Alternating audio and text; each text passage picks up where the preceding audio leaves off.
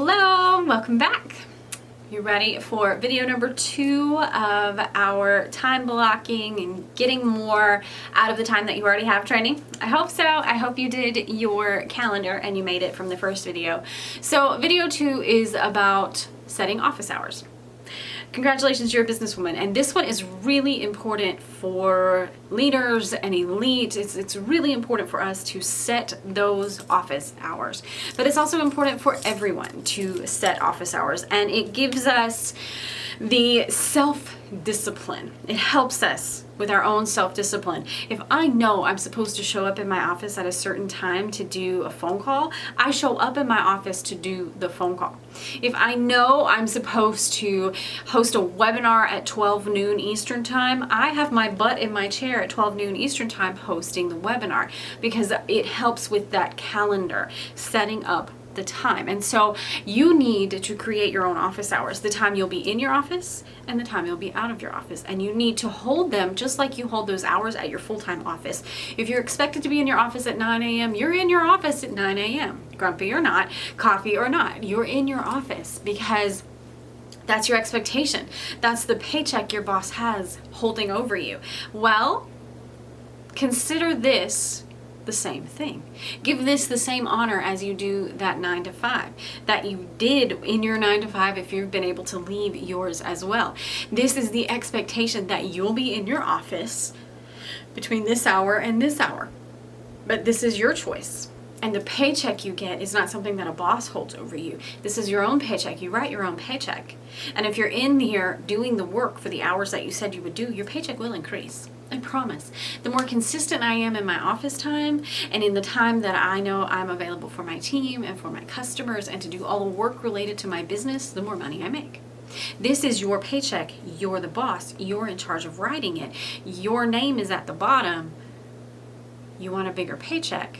Put in the time in the office. We're not trading time for money, but in our capitalistic American society, we have that mentality of trading time, hours for money, where you get paid hourly, even if your salary, that sort of thing.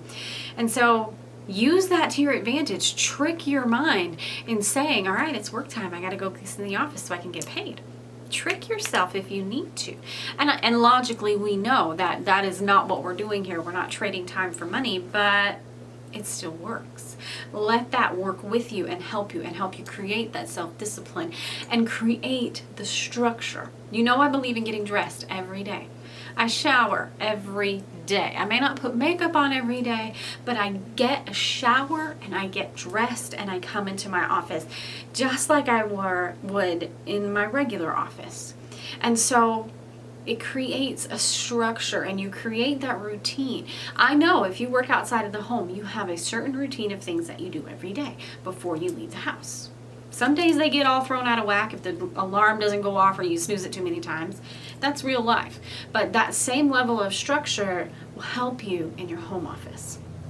And so having office hours will also help you clock in and clock out. And again, I know we don't clock in for anyone and we don't have a boss. I know that, but we're geared for that. It's a capitalistic society. This is what we do. And so we're going to use it to our advantage. And so sit your butt in your chair and clock in when it's time to clock in. And when it's time to clock out, use the phrase. If you're in the middle of a conversation with someone and it is time for you to leave the office, tell them that.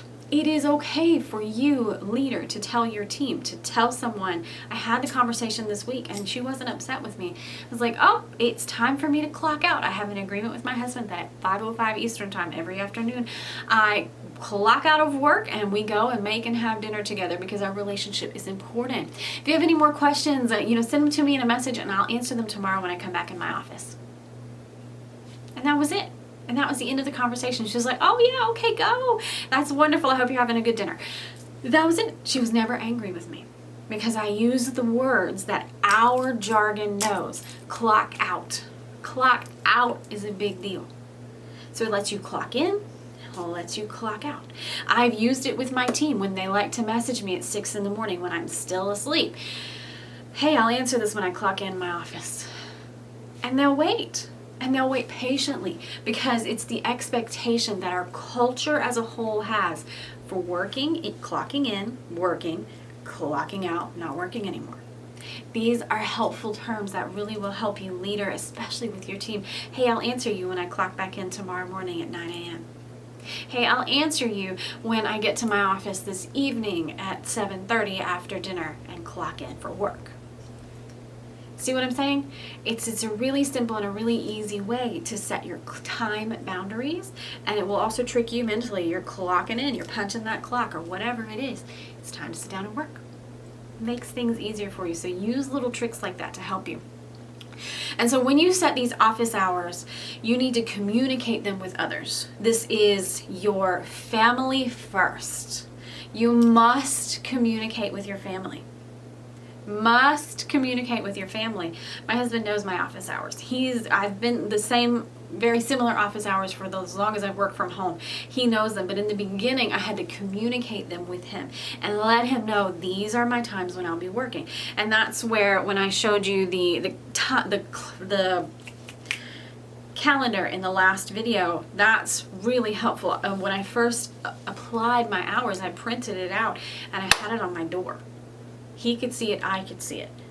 And it was a communication. And so if you have children, you're going to really have to communicate this with them, especially younger ones. Mommy's working now, it's office hours. My time is up at this time. When that time is up, then it's your time. And you communicate that expectation with them, and they can delay that gratification, especially the older ones.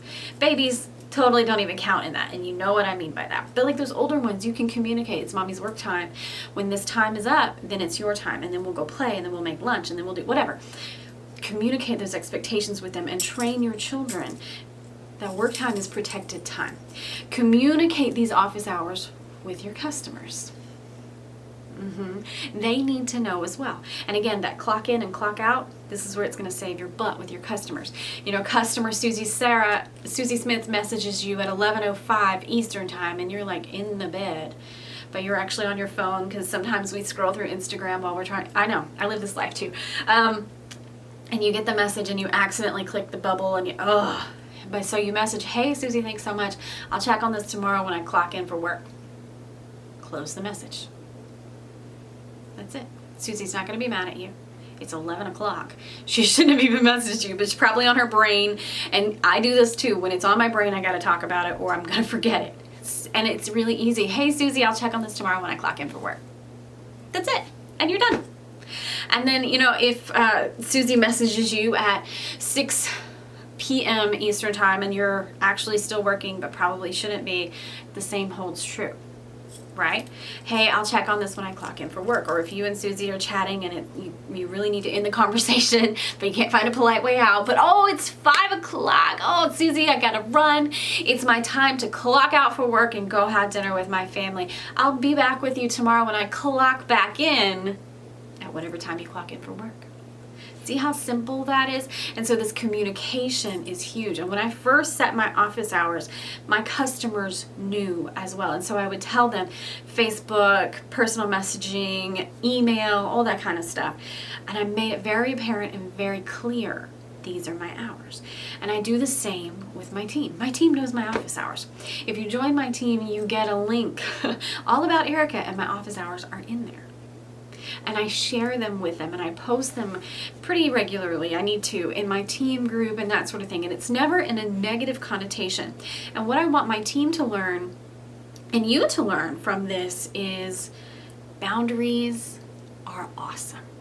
Have you ever been pissed off because it's 10 o'clock at night and you were watching a movie with your husband and you guys were wifing and husbanding, and then someone messages you in the middle of it and now you've got a crisis?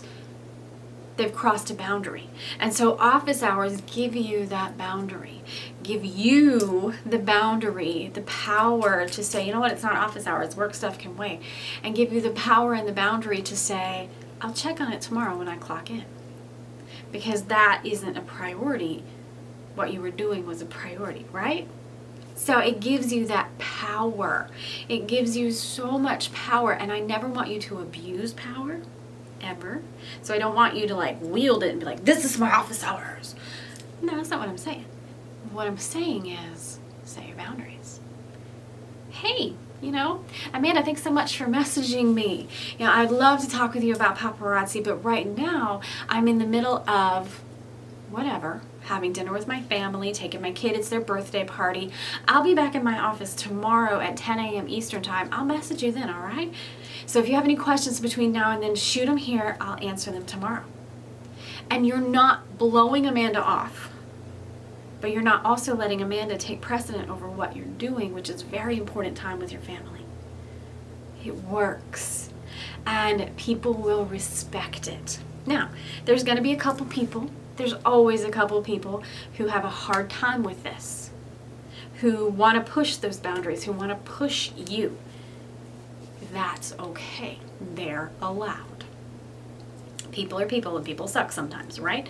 Stand your ground, be firm, you never have to be mean. I told you. No, you just don't answer the messages anymore.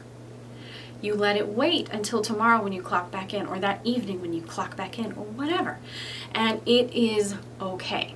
It is absolutely okay. And I want to remind you, and I want to empower you. You protect your time. No one else will. You protect your time. So you must be the one setting your calendar and your office hours and protecting them. No one else is going to do it for you. You have to do it, and you are strong enough and powerful enough to do it for yourself. I promise you can do this. Good luck. Pick those hours that work best for you. Communicate them well, and be prepared to slip up. Be prepared to slip up. Especially because this is brand new. If this is brand new for you, you're going to slip up. It's not a big deal. Hop back on tomorrow. Try again. All right. I'll see you later.